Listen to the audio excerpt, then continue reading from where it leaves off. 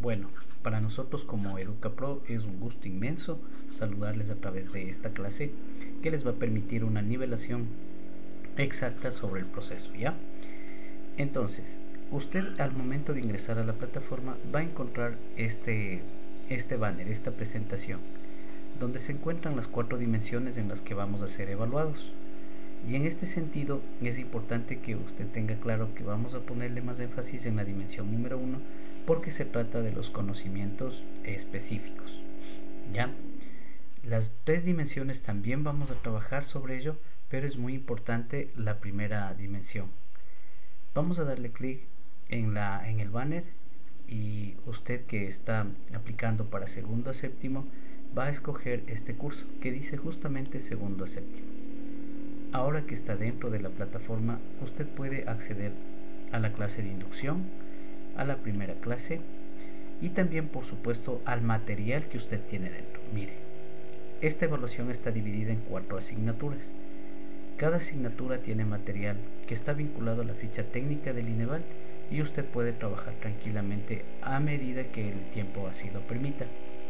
No hay un momento que se cierra la plataforma o que tiene tiempos para nada. Todo el momento está la plataforma disponible para usted.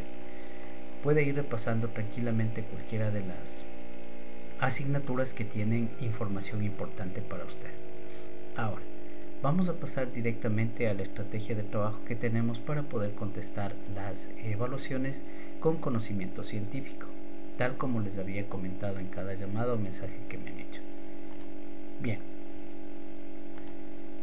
en este caso usted tiene las evaluaciones de las versiones de INEVAL ya cargadas en la plataforma. Usted puede acceder a la que dice repaso EducaPro segundo a séptimo, va a iniciar la evaluación y mire, usted va a poder tranquilamente realizar la evaluación y medir sus conocimientos, que eso es lo que nosotros queremos. Este tipo de evaluaciones son el modelo número 1 del INEVAL. ¿Ya? Entonces usted puede acceder tranquilamente a trabajar sobre este particular. Para efectos de la práctica vamos a trabajar con nuestra evaluación y vamos a dar inicio. Cuando nos referimos a la parte científica, que es lo que ratificamos, que la evaluación del INEVAL solamente se la aprueba de manera científica, es porque cada una de las preguntas va a tener contenido científico. Usted observa este icono de color blanco con azul donde un profe les está explicando en un grupo de niños. Ahí usted siempre le va a dar el clic para que pueda acceder a la información científica que me permite contestar esta pregunta.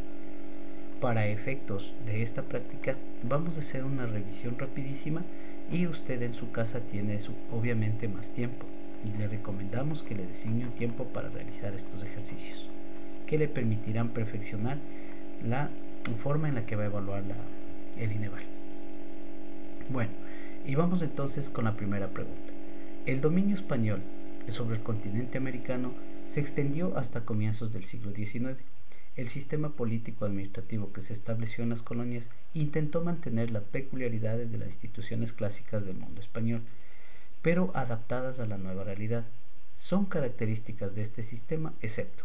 La palabra excepto, queridas compañeras y compañeros, es clave para que podamos identificar lo que vamos a contestar. No podemos ir a lo breve a contestar esto, sino más bien lo que nos diga esta palabrita, excepto. Entonces vamos a darle clic para observar la información. Aquí tenemos un video en este caso. Muy buenos días, chicos, bienvenidos a esta clase número 2 de la unidad número 4 denominada La Colonia. Y les cuento que esta clase se denomina Organización Política y Territorial de la Colonia. Básicamente vamos a ver cómo estaba organizada políticamente y territorialmente América, ¿ya?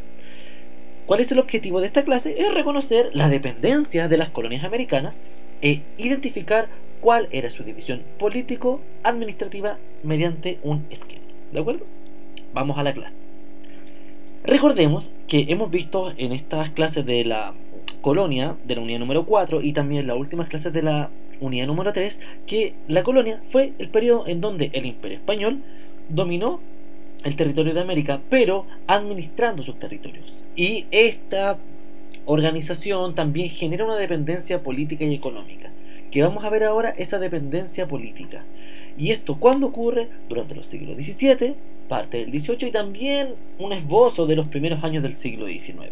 Ahí se centra principalmente el periodo colonial. Vamos ahora a ver la organización colonial. La corona española como tal sabemos que domina y administra políticamente el territorio americano, ¿cierto? Que se denominan colonias porque como no somos un estado aún formado, no tenemos como esa categoría, por eso alcanzamos la categoría de colonia, porque hay un ente superior, en este caso la corona española, quien domina y administra políticamente. Y estas colonias se dominan a través de principalmente instituciones, y estas instituciones estaban presentes tanto en América como en España, y es por eso que el rey de España y la corona española tenía el control total político y territorial de todo el continente americano.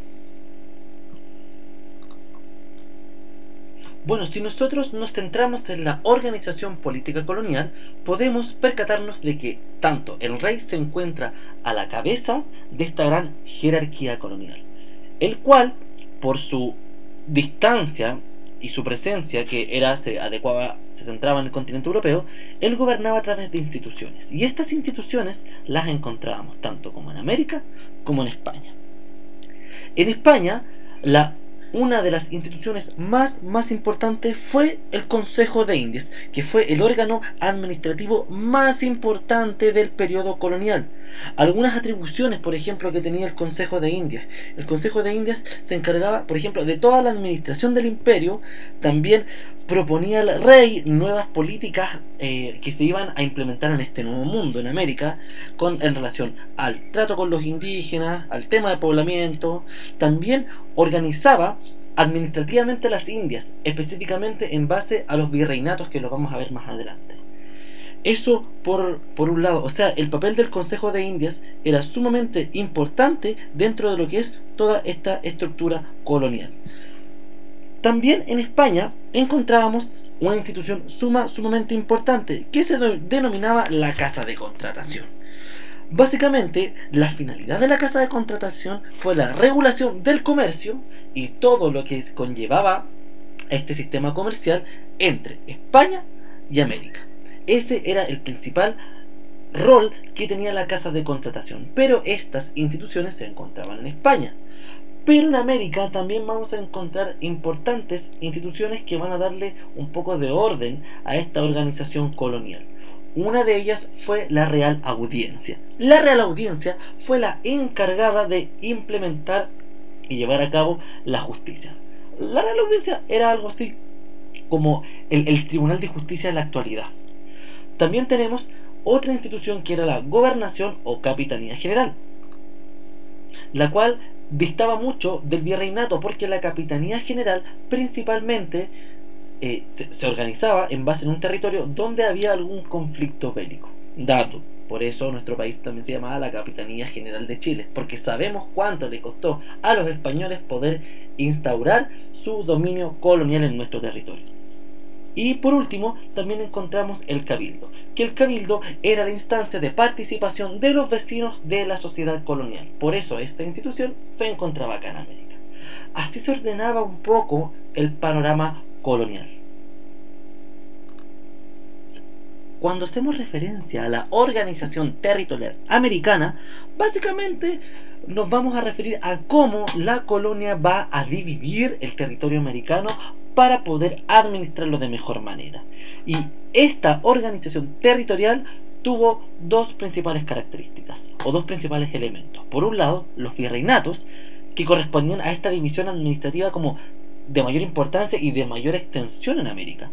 Por ejemplo, en virreinatos en el siglo XVIII, en el territorio americano, encontramos el virreinato de Nueva España, el virreinato de Nueva Granada, virreinato de Perú y virreinato del Río de la Plata. Ustedes se preguntarán dónde estaba presente nuestro país. Estaba dentro de los márgenes del virreinato del Perú. Por eso esta institución era de suma importancia, porque dentro del virreinato existía una máxima autoridad, que era el virrey, que era el representante del rey de España en América. Por otro lado, también, como les conté anteriormente, existían las gobernaciones y también capitanías, que era un territorio de menor tamaño que el virreinato, pero también se ubicaba principalmente en zonas donde se requería la presencia militar. En el siglo XVIII también, ¿qué capitanías generales encontramos? Ya sea la de Cuba, Capitanía General de Cuba, o de Guatemala también, de Caracas, y también la Capitanía General de Chile, que de hecho está con un color verde oscuro en ese mapa en donde se diferencian los virreinatos y capitanías generales. Pasemos ahora a la...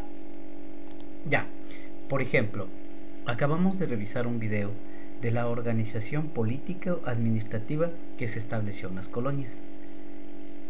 Toda vez que yo ya analizo, usted lo puede hacer las veces que requiera para poder contestar esta pregunta. Y volvemos a leer. El dominio español sobre el continente americano se extendió hasta comienzos del siglo XIX. El sistema político-administrativo que se estableció en las colonias intentó mantener las peculiaridades de las instituciones clásicas del mundo español, pero adaptadas a la nueva realidad.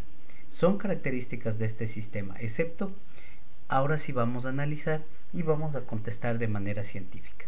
El Consejo de Indias controlaba y fiscalizaba lo que ocurría en América, eso es correcto, o sea, es parte de los aciertos, es parte de los aspectos que son seguros de esta organización político-administrativa.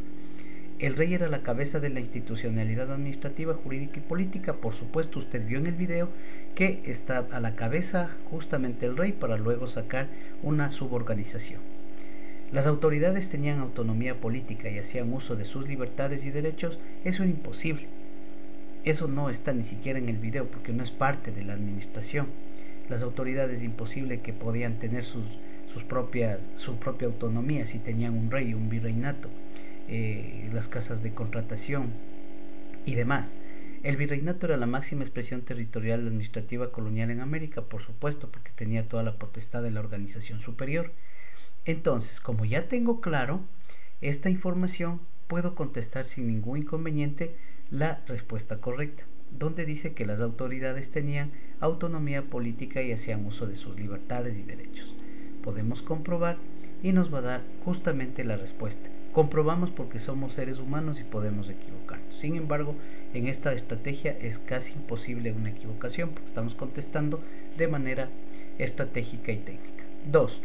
Son características de las sociedades agrícolas incipientes que habitaron en el actual territorio ecuatoriano, excepto. Nuevamente, la palabra excepto es parte de esta evaluación. ¿Y qué tenemos que hacer? Si usted tiene el conocimiento, podría intentar resolver, pero es importante que recordemos o analicemos qué nos puede facilitar esta información. Y usted puede ver que nos habla de los años entre los 7000 a 2000 a.C. También nos permite ver imágenes que enseñan muchísimo el origen de las sociedades cazadoras y recolectoras, que es importante que usted lea. Como le comentábamos, tiene que leer mucho para poder contestar esta evaluación y nos detenemos aquí específicamente. Principales características de las sociedades incipientes. Dice, los grupos humanos están organizados en tribus. La vida sedentaria comienza en pequeñas aldeas. Empezaron a trabajar con la cerámica. Domesticaron animales y plantas. Surgió la agricultura. Entonces, queridos compañeros, esta presentación, esta pauta, a mí ya me permite contestar la pregunta, pero de manera científica, clara, objetiva. Puedo seguir revisando, por supuesto, pero tengo que detenerme en donde es más importante y me permite ya identificar la respuesta. Voy a la evaluación y leo. Son características de la sociedad agrícola incipiente que habitaron en el actual territorio ecuatoriano, excepto. ¿Desarrollaron diversos tipos de cerámica? Sí. ¿Domesticaron animales como los cuyes? También. ¿Desarrollaron el comercio a nivel regional? Esto no hicieron. No dice eso las características, como usted puede ver. Así le busquen otro tipo de información científica. Como es científico, es probado, no existe eso. ¿Conformaron aldeas en zonas aluviales? Sí. Si usted analiza, aquí está. La vida sedentaria comienza en pequeñas aldeas, los grupos humanos están organizados en tribus, empezaron a trabajar con la cerámica, domesticaron animales y surgió la agricultura, que son las características que usted encuentra acá. Ahora, si analizamos todo, ya científicamente, esta sociedad agrícola incipiente no desarrolló el comercio a nivel regional, pero sí las otras actividades. Comprobamos y efectivamente la respuesta correcta dice desarrollaron comercio a nivel regional. Vamos a la siguiente pregunta, la pregunta número 3. Seleccione los avances tecnológicos que ocurrieron en el mundo a partir de 1990. Y lógicamente tengo que analizar de esta forma. ¿Y qué pasó en 1990? En 1990 se lanza la WWW, ¿no? Que es la World Wide Web, que transforma el acceso a la información y conecta a las personas con el mundo.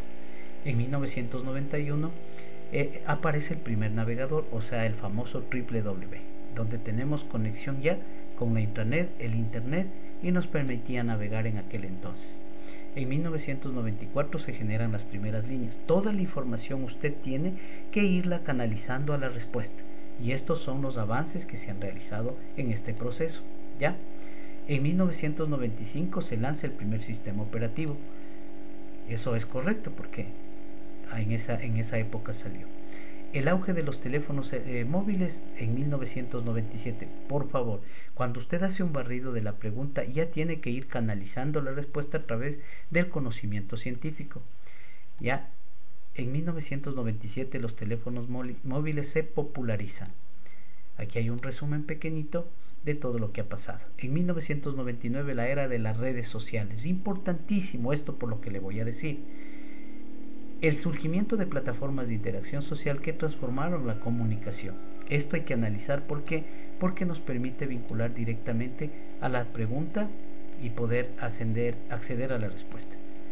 Aquí hay un resumen que usted lo puede tranquilamente leer, lo puede volver a analizar, pero regresamos ya a las preguntas. Y nos dice: seleccione los avances tecnológicos que han ocurrido en el mundo. Esto es importante, por favor, esta palabra en el mundo, porque lógicamente el Instituto Nacional de Evaluación a veces le plantean preguntas locales, regionales y del mundo, ¿ya? Y en ese sentido vamos a ver qué ha pasado desde 1990. Y digo, en este tipo de preguntas, compañeras, por favor, y compañeros, en este tipo de preguntas usted debe ubicarse donde está una respuesta comprobada, donde haya algo que usted entendió en esta presentación. Desarrollo del proyecto Genoma Humano no lo encontré, pero sí existe expansión de uso de redes sociales. Entonces ya tengo una posible combinación, ya tengo la respuesta de algo. ¿Y qué es lo que tengo que continuar haciendo? Es generando conocimiento y ver qué más encontré en esta información científica. Ya tengo las redes y me voy a la 3, uso de energía nuclear para fines pacíficos. Imposible, eso no surgió en aquella época. 4, descubrimiento de los antibióticos, tampoco. 5, masificación de dispositivos móviles. Sí, en 1997 se generó la apertura a más dispositivos móviles. Entonces ya tengo dos respuestas y la última lógicamente viene por ley. ¿Y qué era el desarrollo del proyecto Genoma Humano? Ahí viene el estudio del ADN y todas sus particularidades de ese entonces. Sin darle vueltas mucho y haciendo este análisis, la respuesta correcta sería la combinación 1, 2, 5. Descubrimiento del proyecto Genoma Humano. El 2 que dice expansión de uso de redes sociales. Y el 5 que dice masificación de los dispositivos móviles. Ya, esa es la forma en que vamos a ir analizando las preguntas y contestando, queridos compañeros y compañeras. 4 dice, seleccione las consecuencias de la Segunda Guerra Mundial. Consecuencias de la Segunda Guerra Mundial. ¿Qué pasó con esta guerra? ¿Qué pasó antes, después? ¿Cómo se dio? Es importante analizar para poder contestar. Y necesitamos por lo menos algo que nos vincule a responder esta combinación. Como les había dicho, que se vea entre el conocimiento científico y podamos nosotros tranquilamente deducir y contestar de manera técnica. ¿Cuáles son las consecuencias demográficas? Elevado número de víctimas mortales, población civil afectada, en la posguerra, masas de desplazados, lógicamente eso genera una guerra. Aquí podemos ver tranquilamente la información que a veces nos explica mejor. En lo económico, guerras destrozadas en las ciudades, en los países ocupados déficit presupuestario y fuerte inflación, en la población escasez de alimentos, inflación galopante, mercado negro generalizado. Entonces usted ya tiene que ir dibujando lo que es las consecuencias, ¿no? La cultura de la violencia alcanzó su máxima dimensión por los campos de exterminio, lógico, trauma moral, interrogantes sobre la civilización occidental, celebración de juicios de Nuremberg, los procesos de Tokio contra los responsables de la guerra. Mire, aquí podemos ver asimismo imágenes de las consecuencias de la Segunda Guerra Mundial. Y esto es importante. Aquí nos paramos un momento. La ONU, aparece la Organización de Naciones Unidas, se celebran las conferencias para organizar el mundo de la posguerra. En la conferencia de París se elaboran todos los tratados de paz. Se crea la ONU para preservar la paz y seguridad y fomentar la cooperación de los estados. Conferencia de San Francisco, principios fijados en la carta. Aparece la organización y a mí me permite tener una idea clarísima ya de la resolución de esta pregunta.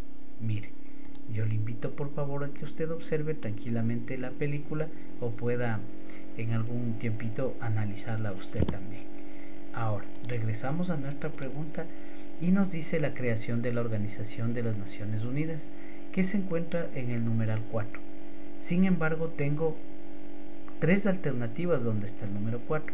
Ahí viene, por favor, ahí viene lo que nosotros le manifestamos, que analice bien el contenido. Ya tengo una respuesta, yo tengo que ir por lo demás, pero de manera científica. Ya en la 4 está la creación de las organizaciones de las Naciones Unidas, ya tengo. Entonces me ubico donde posiblemente puede estar la respuesta. 2. Invasión de Alemania al corredor de Danzig. Por supuesto que sí, en la película incluso está clarísimo esa explicación. Y lógicamente la división de Alemania en 4 zonas de ocupación. Esa es la consecuencia más fehaciente y visible de este proceso de la Segunda Guerra Mundial. Entonces, sin temor a equivocarnos, ya tendríamos la respuesta de esta pregunta.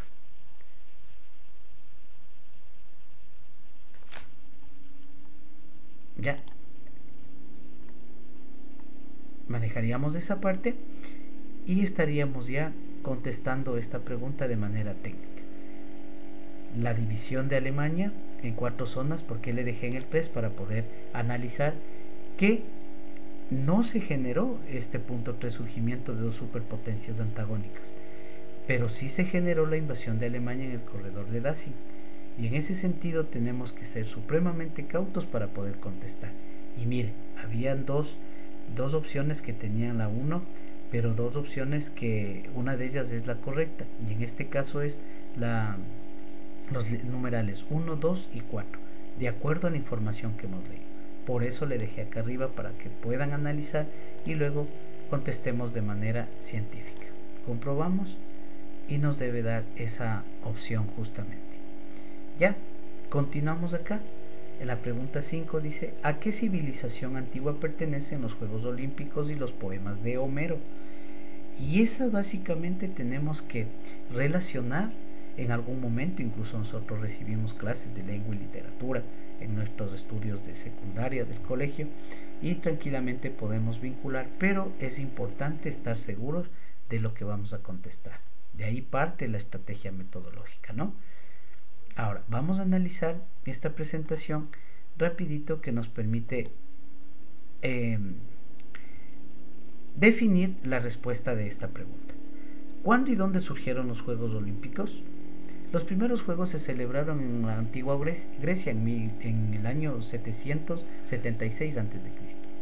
El lugar donde se celebran era Olimpia, ciudad griega donde estaba el templo de Zeus, y se hacían en honor al dios griego. El origen de esta competición atlética era religiosa, a la que se unían sacrificios rituales. Mire, de plano ya obtenemos información para nuestra respuesta. ¿Quiénes eran los participantes? ¿Cuáles eran las características de estos participantes? E incluso cómo se dieron, en este caso, las competiciones, las pruebas deportivas. Los participantes se enfrentaban a diferentes disciplinas llamadas en ese entonces agones. Ya. Esta información le es muy útil a usted para poder contestar esta pregunta lógicamente, pero también posibles siguientes preguntas, tipos de preguntas con este mismo contenido. Y ahí está los juegos, cómo se realizaron, ¿no es cierto? ¿Ya? Y a nosotros ya nos permite tranquilamente tener una información. La tregua olímpica, que se paralizaba justamente hasta las guerras con tal de terminar los juegos, con tal de que se realicen los juegos. En la primera presentación ya nos dio mucha información, entonces vamos científicamente a contestar la respuesta correcta. ¿A qué civilización antigua pertenecían los Juegos Olímpicos? Y tenemos clarísimo que sería la respuesta, no dice romana, no dice egipcia, fenicia tampoco, pero sí dice griega, porque se desarrollaron justamente ahí, y de ahí vienen los poemas de Homero también. Vamos a comprobar y nos da la respuesta correcta. ¿Sí? La pregunta número 6. Seleccione los derechos humanos de tercera generación. Mire, para nosotros contestar esta pregunta es necesario ubicarnos en el tiempo y en el espacio y regresar incluso a nuestra aula, a donde estamos trabajando. Es importante hacer esta reflexión también, porque podemos hablar de los derechos humanos, pero de las generaciones tenemos que estudiar, recordar, para poder lógicamente contestar. ¿Ya? Y dice, seleccione los derechos humanos de tercera generación, solo los que son de tercera generación. Y eso es lo que vamos a hacer analizando la documentación científica. Mire, los derechos humanos.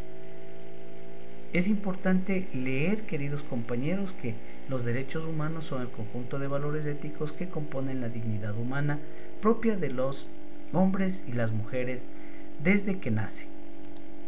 Sí, todo podemos contestar, podemos, analizar, y lógicamente tenemos que generar información científica para nuestro objetivo, para nuestra respuesta. Y dice, los derechos de la tercera generación, aquí están. Los derechos humanos de tercera generación son los llamados derechos del pueblo o solidaridad, porque surgen como respuesta a la necesidad de la cooperación entre las naciones y distintos grupos que la integran. Hacen referencia a 3 tipos de bienes: paz, desarrollo y medio ambiente. Contemplan cuestiones de carácter supranacional como el derecho a la paz y a un medio ambiente sano. Mire, querido compañero, y aquí están los derechos: derecho a la autodeterminación, derecho a la independencia económica y política, ¿no es cierto?, derecho a la identidad nacional, derecho a la paz, derecho a la coexistencia pacífica, derecho al entendimiento y confianza, el uso de los avances de la ciencia y la tecnología, el patrimonio común de la humanidad, el desarrollo que permite una vida digna. Esos son algunos derechos de la tercera generación, pero a nosotros ya nos da una pauta clarísima para poder contestar a través de sus ejemplos. Y vamos a revisar si es que tenemos este tipo de derechos y podemos contestar. Derecho a la libertad de pensamiento y religión. Usted puede tranquilamente analizar y ya ver la parte verdadera. Ya hicimos un análisis del contenido, ahora vamos a buscar una respuesta que a nosotros nos afirme para poder, en base al conocimiento, contestar las demás. Ya, vamos a seguridad social, educación. No es cierto, pero sí la opción 3 del numeral 3, que dice a la coexistencia pacífica. Decía clarísimo a la coexistencia pacífica. Ya la tenemos, y vamos lógicamente a ubicarnos donde posiblemente podría estar esta respuesta. Puede estar en la B, puede estar en la D, pero no podemos adivinar. Tenemos que ir contestando de manera científica. A la independencia económica y política, correcto. Ya entonces le tengo clarísimo la respuesta. ¿Por qué? Porque tengo 2 opciones verdaderas, opciones concretas, y la quinta lógicamente tiene que calzar porque es parte de este contenido científico. Y la quinta, el numeral 5, dice a la solución de problemas alimenticios. Es correctísimo. Usted analiza el documento, lo puede volver a leer, y ahí le va a encontrar tranquilamente lo que usted acaba de contestar, y eso le va a dar la pauta de que está en lo correcto. Usted puede contestar este tipo de preguntas las veces que sean y en los modelos que sean. ¿Ya? Vamos a comprobar. Y nos dice que la respuesta correcta es 3, 4 y 5. Correcto. Dándonos la respuesta a lo que nosotros analizamos, a lo que hemos leído, ¿sí? Seleccione los logros del movimiento indígena ecuatoriano a partir de 1990. Nuevamente encontramos una combinación de numerales. ¿Y ahí qué tenemos que hacer, queridos compañeros? Analizar la información.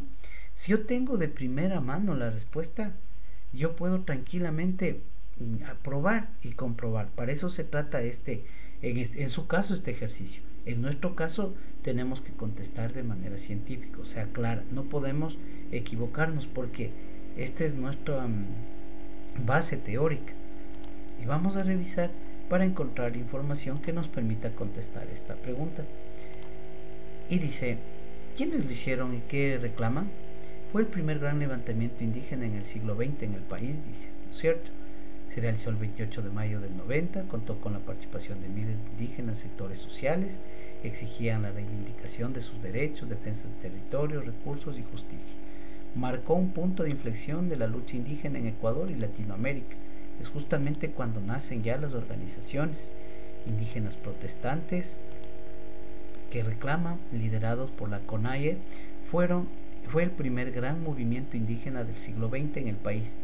Reclamaba el reconocimiento de los derechos colectivos, acceso a tierras ancestrales, respeto a la cultura y lenguas indígenas en la reforma agraria justa, a autonomía política y el fin del racismo y discriminación. Este evento visibilizó las demandas de los pueblos indígenas y marcó un hito en la lucha por la justicia social y cultural.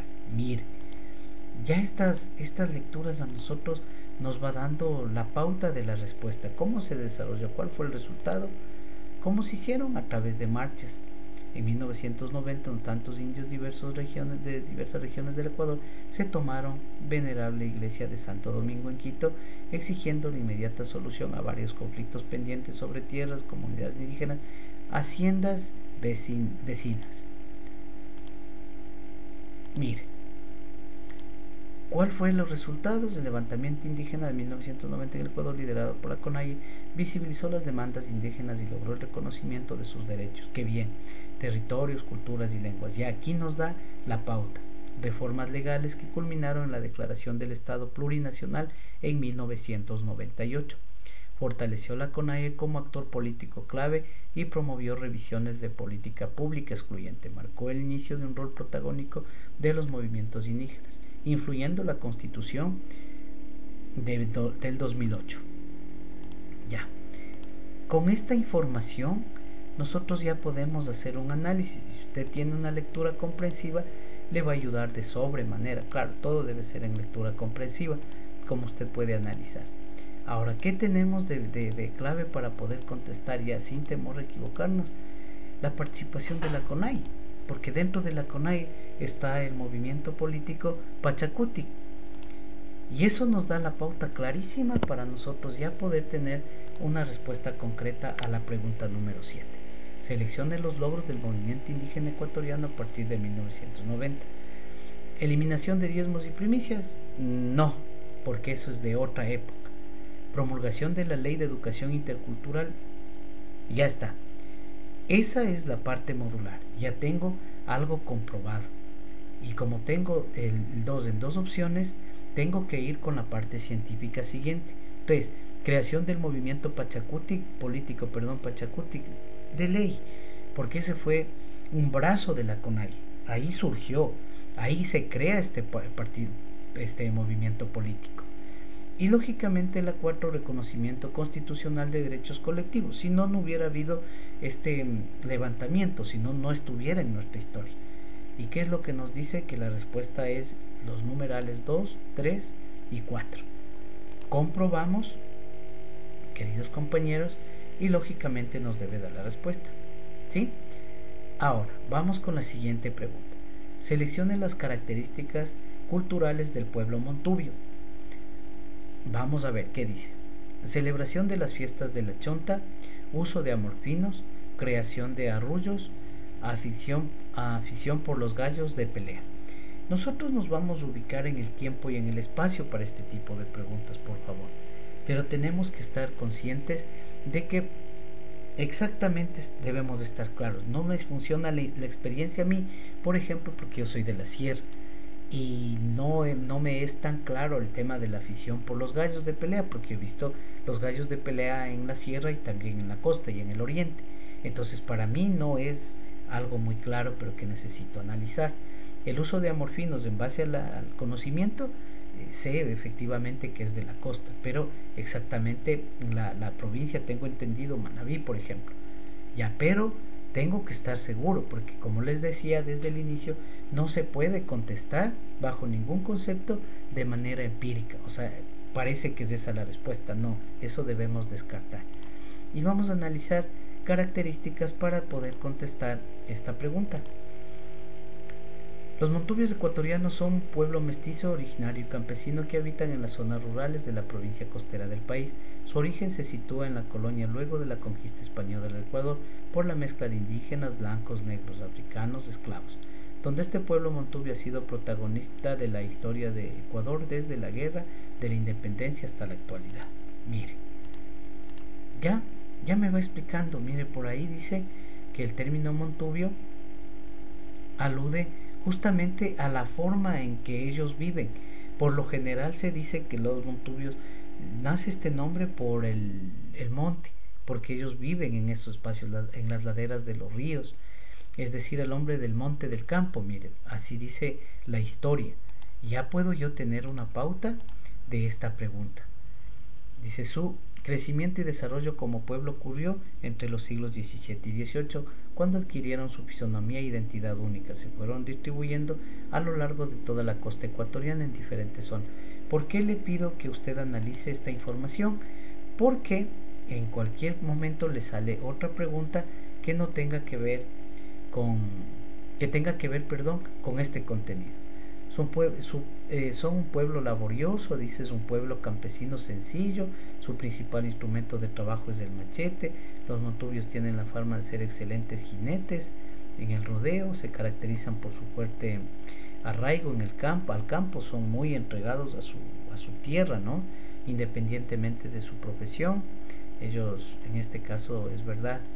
Vamos a ver las costumbres, que es lo que nos interesa. El hombre montubio usualmente lleva sombrero de paja toquilla, viste camisas, pantalones cortos, así como machete al cinto para el trabajo en arrozales, haciendas bananeras. Las mujeres por lo general también usan vestimentas blancas más cómodas y frescas para evitar el calor y no atraer mosquitos. Durante las fiestas populares religiosas, los hombres completan su atuendo típico portando un pañuelo de color. Por su parte, las mujeres llevan faldas anchas muy coloridas que dan mayor vistosidad al baile. Mire, ahí están las viviendas, ahí está la alimentación y ahí están otras costumbres. Son aficionados al rodeo y a la pelea de gallos. Ahí está la información científica. Sus tradiciones entre la cultura y costumbres, las canciones llamadas amorfinos. Otra vez la respuesta. Unos versos originarios de las provincias de Manabí. Con estas canciones cortas se cantan al amor, al trabajo cotidiano en el campo. Entonces ya no podríamos tener más clara la respuesta. Celebración de la fiesta de la chonta, no, definitivamente. Uso de amorfino, sí, tengo en dos opciones, pero vamos a comprobarle con el conocimiento científico que nos acaba de proporcionar la historia. Dice 3, creación de arrullos, no, eso es netamente del oriente y de la sierra. Y 4 dice afición por los gallos de pelea. Y aquí compruebo que en este caso, el pueblo montubio tiene esa característica: afición por los gallos de pelea y el uso de amorfinos. Compruebo y tiene que darnos la respuesta correcta. ¿Sí? Vamos, son países miembros del Mercosur, excepto. Aquí es importante, por favor, la parte visible para que usted tenga claro. Usted puede decir tranquilamente Venezuela, pero hay un estudio detrás de Venezuela. O puede decir Uruguay, ¿y qué estudio hay detrás de Uruguay? Entonces, que sea el conocimiento científico quien nos ayude a contestar esta pregunta. Y vamos al mapa. ¿Quiénes son países que integran el Mercosur? Argentina, Brasil, Paraguay, Uruguay, Venezuela, Bolivia, y no tenemos un país. Entonces ahí viene nuestro conocimiento. Hay que profundizar el estudio de Venezuela y Bolivia, por favor, porque en este caso Venezuela fue excluida y Bolivia está en proceso. Entonces esa parte hay que estudiar también, porque tranquilamente nos pueden hacer una pregunta: ¿qué país es el que no estaba técnica científicamente? Chile. Por eso dice: son países miembros del Mercosur, excepto Chile. Por alguna razón no se encuentra dentro de, y ahí está, mire la respuesta. Ya. Según el Censo de Población y Vivienda realizado en el 2010, escucha, ahí hay que escuchar muy bien, dice: ¿en qué provincia se encuentra el mayor porcentaje de población indígena por autodefinición? Autodefinición. Y vamos a contestar de acuerdo al conocimiento científico. Aquí nos da una pauta, nos da un poco de historia, la población indígena, la redistribución o distribución de la población indígena en nuestro país, y esto es sencillito de analizarle. Mire, en el Azuay el 13%, en Bolívar el 16.28%, en Cañar el 14.71%, en Chimborazo el 37.88%, en Imbabura el 28%, y Napo, porque dice censo del 2010, ahí hay que ser claros, hay que ser muy objetivos para poder contestar. Y lógicamente en Napo en el 2010 tiene el 50.83% de población indígena, destacando al quichua, amazónico y al guaraní. ¿Ya? Entonces ya no puedo yo seguir buscando más, porque me habla según el censo de población y vivienda realizado en el 2010. ¿En qué provincia se encuentra el mayor porcentaje de población indígena por autodefinición? Napo. Ya, mire, esa información usted la debe manejar supremamente bien para poder contestar este tipo de evaluaciones. Queridos compañeros, si nosotros hacemos un análisis y a conciencia, si contestamos de esta manera, en nuestra prueba ya tendríamos los 10 primeros puntos. Esta otra información va a quedar para la siguiente clase, que la vamos también a cargar para que usted tenga conocimiento, ¿sí? Así se encuentra todo el examen para que ustedes puedan acceder a la parte científica y contestar de esa manera. Es la única forma de estar supremamente convencidos de lo que estamos haciendo. Les envío un abrazo y eso sería todo por esta clase.